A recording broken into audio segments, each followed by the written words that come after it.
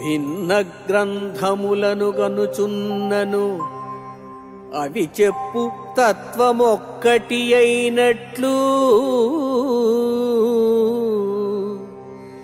ఇన్నరులు భిన్నులైనను మున్నెల్లరు నీవకావే మోహన రూపా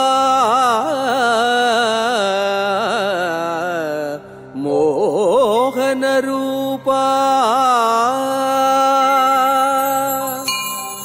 కారణకారణుడవై కనువిందు చేసే అంతర్యామి వెంకటేశ్వర, నిన్ను చేరడం కోసం ఎన్నెన్నో గ్రంథాలను చదువుతున్నాను.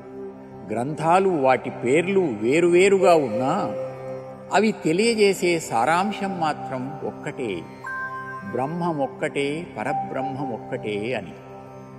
అదేవిధంగా ఈ మానవులందరూ వేరువేరు పేర్లతో స్వభావాలతో ఒక్కొక్కరు ప్రత్యేకంగా కనిపిస్తున్నారు. అయినా వీరందరి మౌలిక రూపం సృష్టి ప్రారంభ దశలో ఉండిన శుద్ధ చైతన్యం నీవే గదా స్వామి.